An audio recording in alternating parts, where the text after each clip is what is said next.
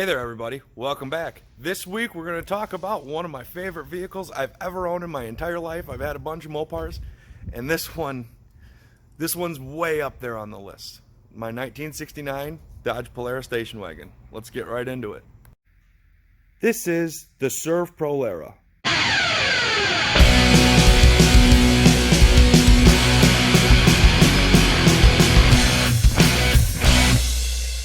It's a 1969 Dodge Polara Station Wagon. It's a 9-passenger wagon. It was originally born with the 318 with the 2-barrel. At some point, Servpro, you'd see on the door, they got their hands on it, and they must have used it for a work vehicle for one of the franchises. The inside of the interior, it looks like it has cleaned up a bunch of messes, because it's probably the worst part of the entire car. I found the car in 2018, late 2018 on Craigslist. It was in Idaho.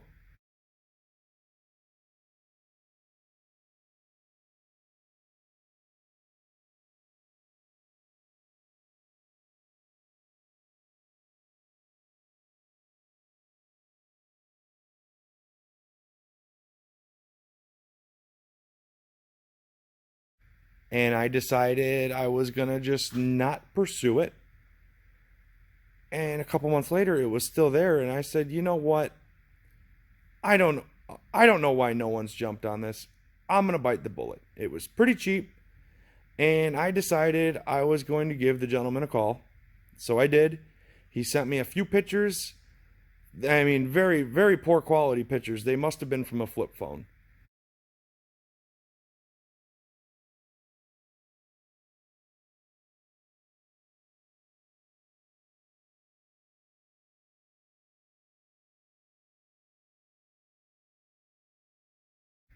And I said, you know what? I've seen enough.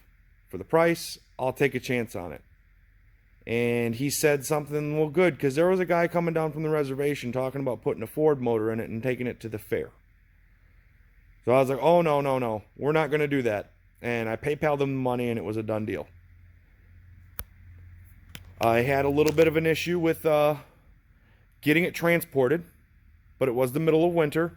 I think I purchased the car January 8th or January 7th. Its scheduled production date is January 8th, which is kind of interesting that it worked out that way. On its 50th birthday, it was purchased. So yeah, I had a little bit of issue with transport, but that's really, neither here nor there, because when the car finally showed up, about 60 days late, I was ecstatic.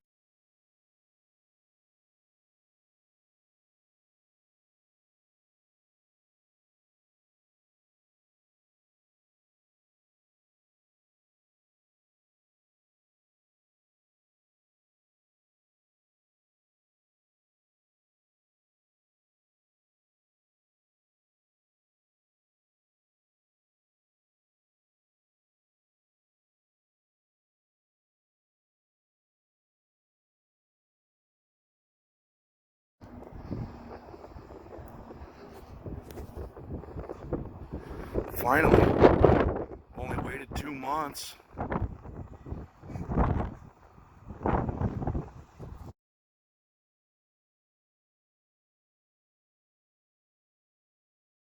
The car was great. It was much better shape than anyone ever could have imagined. And I got right to work on getting it running. And it took about 10 minutes. And I drove it to my sister's house where I stored it, because I had a bunch of cars here at the time. I am driving the Servprolara, taking her over to my sister's house, hopefully.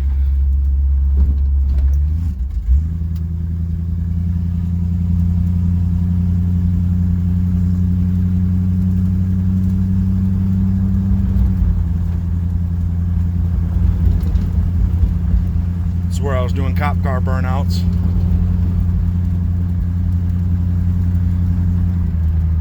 Oh, this thing is so cool. Don't drive half bad either.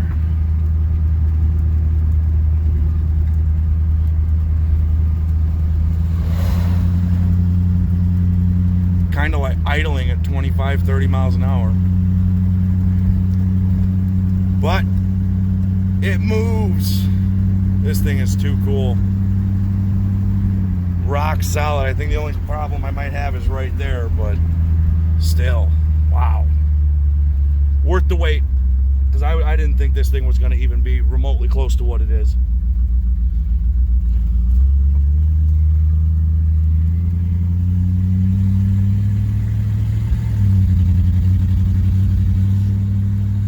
Little two barrels got to be rebuilt or just thrown in the garbage, which is probably what will be the case. I found out where it's leaking water. The timing cover actually has a hole in it, so that could be an easy fix. But it's still a gutless 318, so I'm thinking big block. But I don't know. It's a tough decision. Keep it original or have a little fun with it. I'm all about having fun.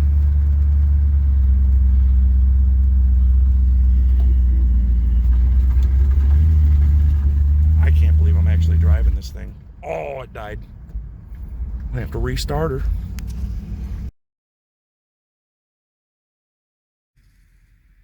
Part of the process was just trying to make everything work. And it really didn't take too much. Like I said, I did get it running, but we had a cooling issue that was disclosed in the ad. The guy thought it had a cracked block. Well, me and my father, before we took it to my sister's house, we filled it up with water because I wanted to see where it was leaking from. There was just a hole in the timing cover. And by chance, I had a 69 318 timing cover on hand.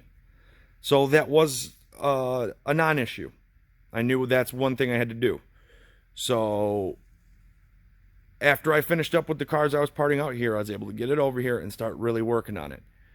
I scored a set of these wheels before the car even showed up.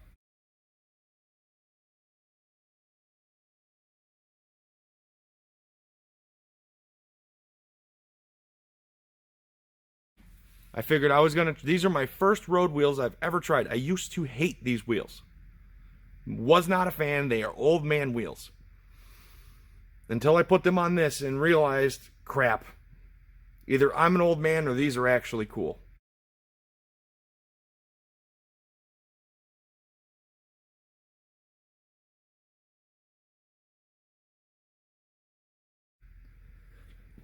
I'm gonna go towards they're actually cool. So I put the road wheels on it. I started cleaning it and polishing it. I mean, I took off a little paint here and there because it is very thin, as you could see. But it seemed like the car started to come to life. So going back to the motor, I put the timing chain in it. I did a water pump. I did a tune-up. I rebuilt the carburetor.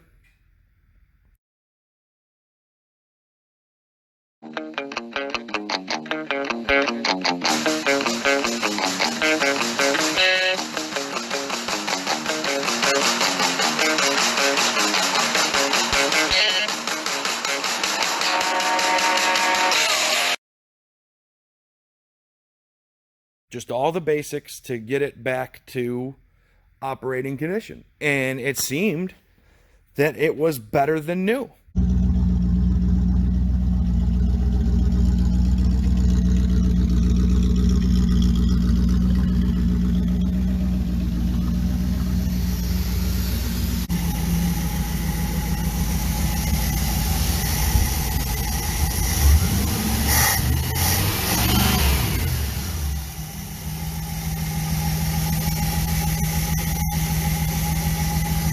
I drove the car locally around. I took it to the For See Bodies Only show in Volo.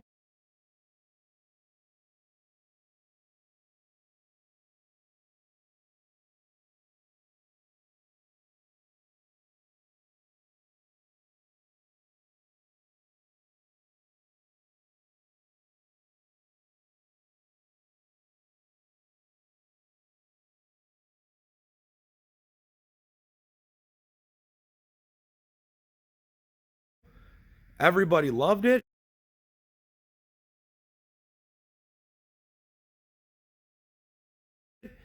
And it was at that time I decided, you know what? Screw it. I'm driving it to Carlisle. And I said I'm coming out there, and I drove it. I didn't make it. 10 miles from the shop. And I started having these nasty cooling issues that just never existed before.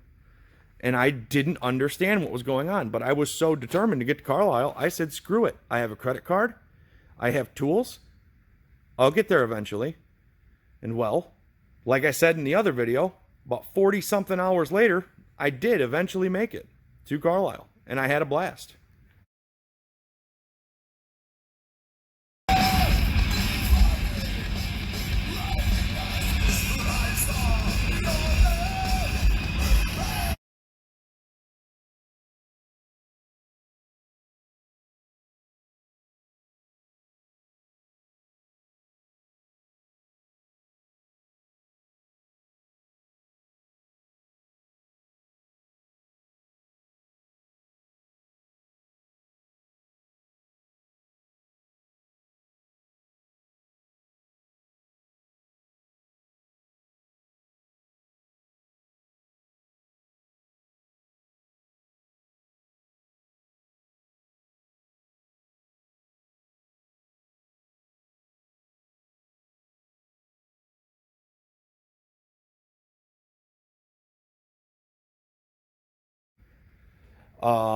I'd never figured out what was wrong with the original engine.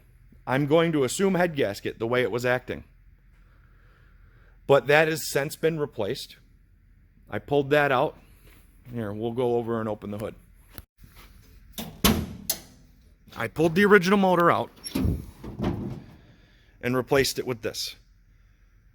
It almost looks like the original motor, but it's not. I disguised a Magnum. This is a Magnum 5.2, so a new 318.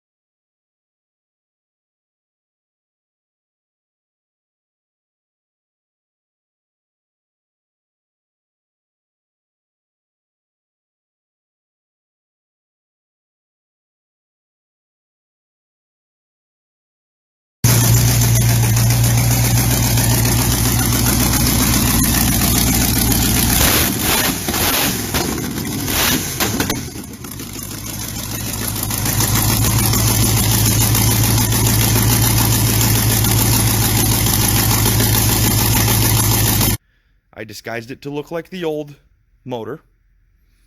I got this motor when the transmission went out on my truck. I bought a whole engine and trans off Facebook Marketplace, and this was the engine I got with it.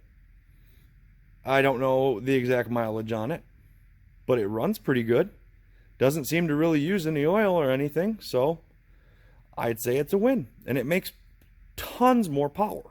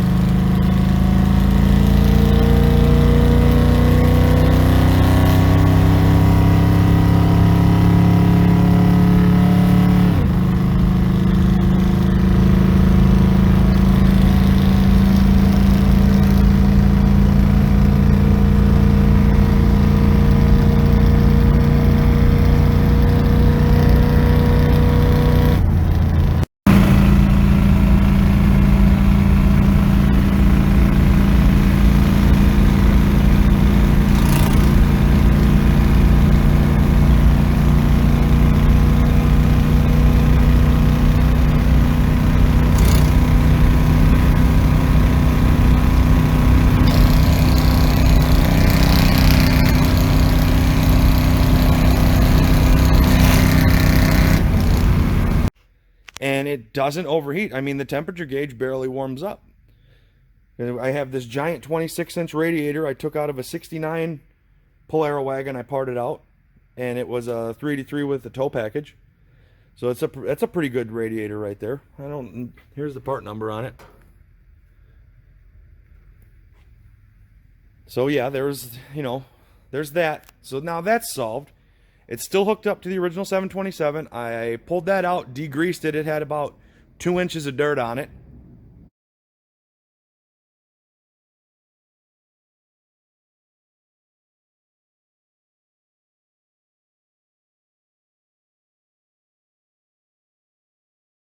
And I changed the selector shaft seal. That was pretty simple. And yeah, I mean, this drivetrain kicks butt. I'd say what it really needs now is I'm thinking I'm going to take the 391 Sure Grip out of the black car and put it in this and take it to Byron and see what this will run too. Maybe I'll just start taking my cars down to the track and run them. What do you guys think? Let me know in the comments if you want to see a bunch of slow quarter miles, because we can do that. I love driving slow on the racetrack with cars that shouldn't be there. It's more fun than driving fast with cars that should be there, honestly. So, but yeah, this is the Magnum motor. Like I said, it's, cool. I've always wanted to do this swap. I stole this air cleaner off of my cop car because I don't think it's correct for that application. The carburetor is a used Edelbrock. I think it's a 1406. Don't know where it came from, but there it is. It seems to work for now. I need to hook up the PCV valve. It was leaking. I think I need to replace this one, because it was like a controlled vacuum leak, and I just didn't like the way it ran with that. So didn't seem to idle right and all that stuff. Real quick, I forgot to mention this. This intake right here is kind of neat. It's another eBay part, so unfortunately it came from China. But it's really neat because it's universal. Magnums, their intake bolts are straight up and down, so vertical. The LA is at an angle. This intake has both bolt patterns, which is really neat. It's an air gap style design. I used this on my 79 Cordoba with a 360, and that was my first experience with it, and I was really satisfied with it. So I knew this would, it would really help. Couple other things that I did to convert this to fit into, this is a fuel injected 5.2 liter that was in a truck. I used the original 318's timing cover. All of the accessories in the front are off the original LA motor. The valve covers are off the LA motor. I had to source a 360 oil pan because the main journals on the Magnum motor are regular LA 360 sized on all of the Magnum motors. So the 318 LA's mains are smaller. So you have to use a 360 pan. I reached out on one of the websites and somebody sold me one for a pretty good deal. I had it blasted and it had a couple of small holes in it. I welded them up and it's good to go. So yeah, all of the front accessories are from the original 318. Now, a Magnum motor doesn't have the cam snout extension to run the fuel pump eccentric. Hughes sells a kit that bolts onto the front of the Magnum's cam with a keyway, and I was able to use that. And I was a little leery about it at first, but it seems to work well. I've got a mechanical fuel pump down here. You can see it, it's all painted red, so. But it really doesn't take much to put one of them fuel injected motors in an old car. I would have liked to have done the overdrive trans, and it might be a possibility if the car sticks around. I just have to find the right A500 or, 46RH. And I got to hook up the pressure switches so it operates without any computer control. And then I could run 410s and have a lot of fun and still not get too terrible of gas mileage. Here's a fender tag. Oh, another thing I did to this is the first one I tried to do this. I need to disguise it better. I did H4s. So as you can see, these are glass housings with removable bulbs. And I've got relays on it, so this takes the load off of the switch. Because the way it works, and it's the reason a lot of the dimmer switches wear out, and it's actually a fire hazard in these cars. Hang on, get the air cleaner back on. Nah, good enough. So when you turn on the light switch in the car, power goes from the battery to the fuse block, to the switch, and back out to the headlights. By adding these relays, it's powered. You can see this wire right here. Kind of got it hidden.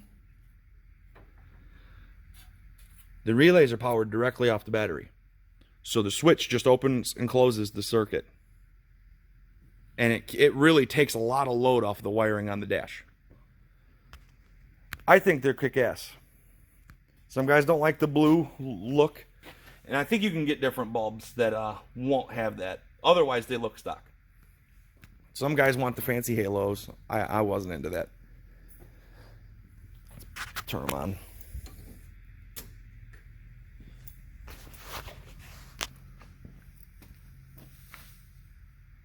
Not bad. It's an upgrade. I already did it to my black car, and this is one upgrade I will continue to do to my vehicles over and over again. I'd like to eventually convert everything to LEDs. But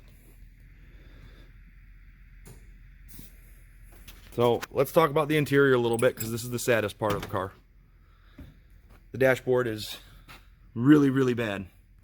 I had a guy when I came to Carlisle, he's like, "Is this your wagon?" "Yes, sir." He's like, "I gotta say, that is the worst 69 Polara dash I've ever seen." He's like, "If I could give you an award for it, I would." And I was like, I don't know if I should be offended or not, but thank you. But it is trashed. I mean, it's pretty rough. So when I got it, the door panels, they were all cooked. Here's the original door panels. I forgot I had them out here. So yeah, they're pretty rough. I mean, I suppose I could send these to like that SMS place and say, "Hey, remake these," and they might do it. But I might have to wait 3 years for them. So let's see. 2 of these came from, where did they come from? My friend Scott in Minnesota, Loco Mob. He got this one and this one for me out of a Derby guy had a 69 Polara 4-door. So I had him pull the dash pad for me and then these panels.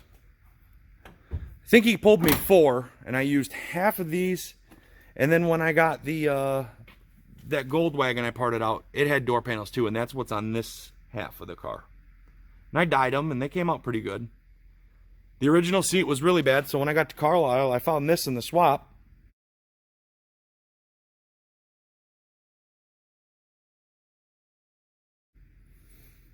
And I swapped it in on the show field. Well, and that was in 2019.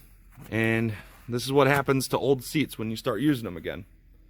The guy said he was sick of dragging it back and forth to Carlisle, and well, its life expectancy was slim anyway, but it worked for a while. I only paid like $80 for it, so. But otherwise, I don't know the actual condition of the back seat. Oh, here's some cleaning stuff, because I did give the car a little bit of a cleanup. I think it's wasted under that cover, but the back of the back seat's not terrible. The first 3 headliner boards are intact in there. And then you get back to those 2 and they're kind of rough. I did find a company that makes them, so there's that. The pockets. There, this one's in pretty decent shape. A lot of this crap was in there, including the shell casing. You know, it came from Idaho. You know, they like their Second Amendment out there. So I just recently, it's always been missing the E. I put the E on it. Just recently. Found one in my stash of stuff, and it was time. It's a 9-passenger. Need to wash this back window. The 9-passenger seat's really nice.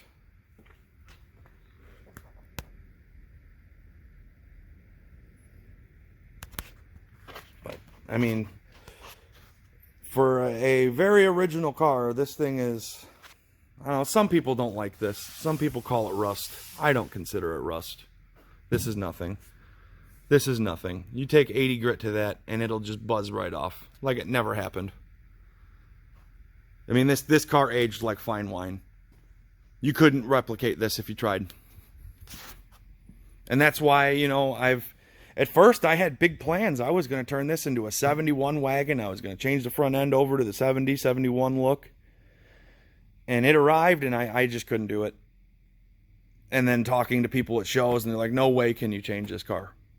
So, the plan in my head was reformulated, and I figured, you know what, I'm going to make it a little bit more modern, but keep it true to its roots. And the Magnum swap kind of just was an idea, and the motor showed up, and I figured, you know what, I'm sick of the unknown cooling issues this car has sometimes.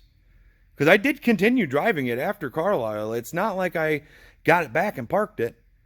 I still drove it until last summer with the unknown cooling issue, and the 318 just went and went and went, and it didn't matter. Some days it would run hot. Some days it wouldn't. Some days I drove it with the temperature gauge pegged. It didn't care. It was like, just give me more. Keep driving me. I don't care.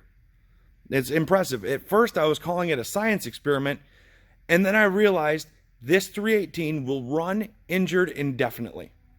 I can't kill it. I tried to kill it, and it wouldn't die.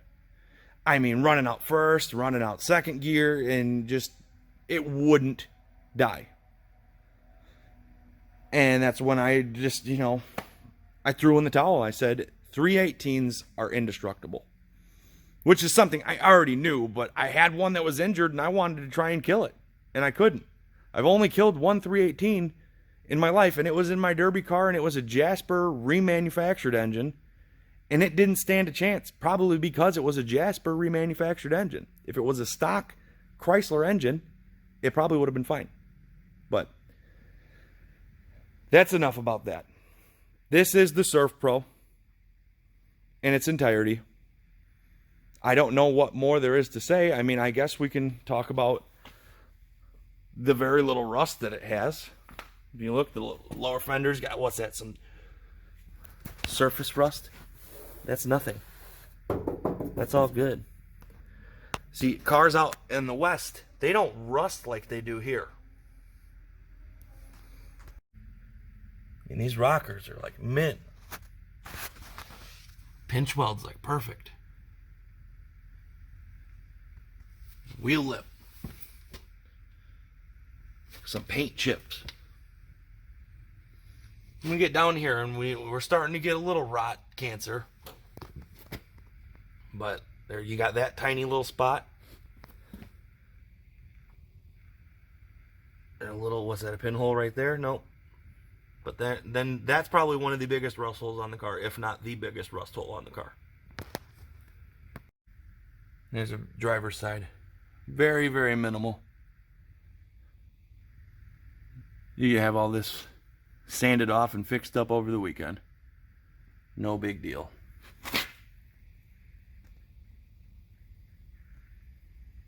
Nothing over here.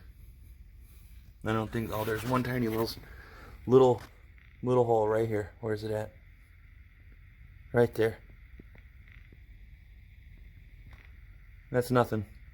Anybody that knows anything about these fuselage wagons, this sucker is clean. And it's all superficial too. You don't even really, if you want a perfect wagon, you could fix this. If you want a driver, screw fixing this. I mean, the rails are just, the underside of this car is amazing. I'd throw it on the lift right now, but some Chevy piece of crap on there, so. But that's the Surf Pro's rust, which is, basically, I would call this car 80% rust free. Other people might disagree with that, but this sucker's clean. In one of my next videos, I'll cover the turquoise wagon, and we'll talk about wagon rust. And you'll understand how bad these wagons can get. They usually rot out all along here. All that channel will go up in here. I mean, the floors, the subframe, fenders start flapping, A-pillars start getting giant gaping holes in them, and it leaks a bunch of water. It's not the case on this car. This thing's really good. And here's the dashboard. My friend Scott pulled this from the demo car as well. The only real issue with it, it's for AC, so there's holes for vents that the Servpro is a non-AC car, so it doesn't have these vents. I don't know if I can live with that, honestly. It's no big deal, but I'm just being picky. But this would look a heck of a lot better in the car. I think there's a tiny crack right there, and there's also one right up here. Can't expect perfect for 50-year-old parts, but this might end up in the car. I do know where there's a non-AC pad here in town.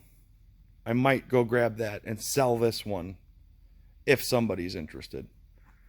Crap, I see another one right there.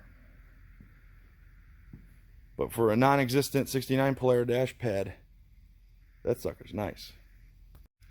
And then this is another one of the projects that would happen at the same time as the dashboard. It's an NOS heater core I found on eBay. Got a heater core leak. It's been something that the Servpro has had for a while as well. But it will no longer have that anymore. I have another heater box at the house. I just seen that Detroit Muscle Technologies, they make a non-AC heater box gasket kit, which is kind of neat. So I might have to get my hands on one of those and rebuild the box and throw this in it. And that way, when I do the dash, it's really gonna, I'll do it all at once and just be done. But yeah, that's basically the Servpro. I'm sure there's tons of stories I could tell about the car, but that's just a quick overview of it. And that, my friends, is a little bit about the Servpro. Like I said, I could probably go on and on about it. It's been a great car. I really do enjoy it. But yeah, anyways, like, subscribe, share, and keep on coming back for more shipwrecked content. I'm going to put some links in the description below of some of the parts I used on the Servpro. So until next week, have a good one.